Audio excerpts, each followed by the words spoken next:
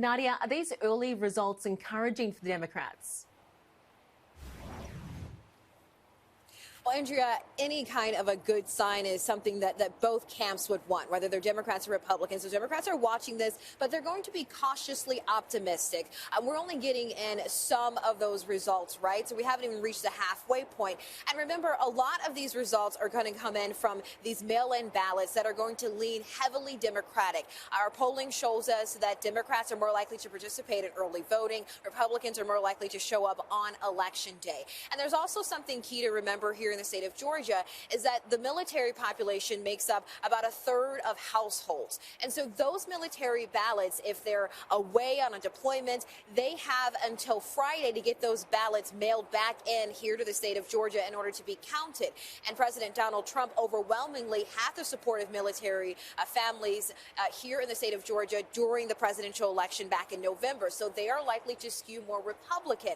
So it's just too early to really try to see right now as to who may have an advantage or a lead. But we're talking about a record voter turnout. 3 million Georgians participating in early voting over a 15-day period. And they've just smashed all of these records, including ad spending. $500 million spent in ads here for these 2 Senate races alone. A lot of interest because the balance of power in Washington is on the line here in Georgia. Andrea? And if we also have a look particularly at the race between John Ossoff and David Perdue, Perdue had 88,000 more votes. He was just ahead of him in that race in November. Does that give him a bit of an advantage? Yeah, if you look at someone like Senator David Perdue, he is a true incumbent, right? And so the incumbent is always going to be the person most likely favored to win that election, especially in a state like Georgia. Now, we've been talking a lot about how Georgia is a battleground state and it could go either way. But even in November, David Perdue got more Republican votes than anyone else in his race. He just didn't reach that 50% threshold, and that's why they have this runoff. If you remember, actually, back in November, John Ossoff, he conceded to Perdue. And then when all the numbers were tallied, all the ballots came in, they realized that they were headed to a runoff, and so he took that back. And so now here we are today. So Perdue was always been in a position where this is his race to lose. On the other side, the other ticket with Kelly Loeffler, and you look at Raphael Warnock, that was a much tighter race, especially because Senator Loeffler was never running for election. She never participated in an election. She was appointed by the governor in 2019. This is her first election. And there is something to be said about the fact that she is a woman. There's only been one other woman elected as a senator in the state of Georgia.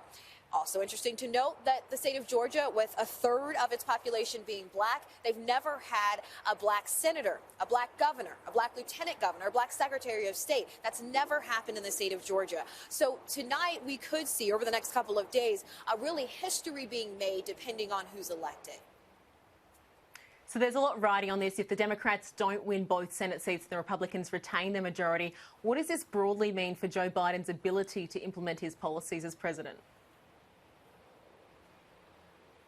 And we saw how important this was to Joe Biden. He was here in Atlanta just yesterday.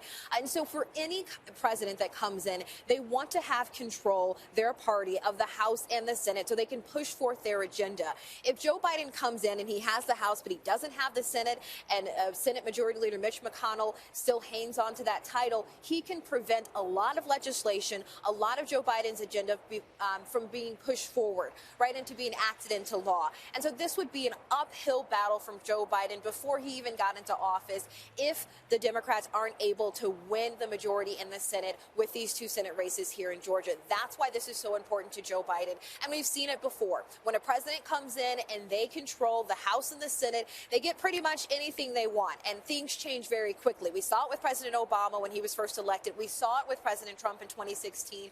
But then in the midterms, if Americans change their mind and start voting for the other party, that's when you have to see what lawmakers can do when it comes to negotiating, compromising, things that our lawmakers in Washington, D.C. haven't been very good at over the past couple of years. We could see a stalemate in Congress, and that would stall any of the efforts that Joe Biden has put together for some of his biggest initiatives with health care, dealing with COVID-19, or with the economy. Nadia Romero, thank you very much for your time and for the update.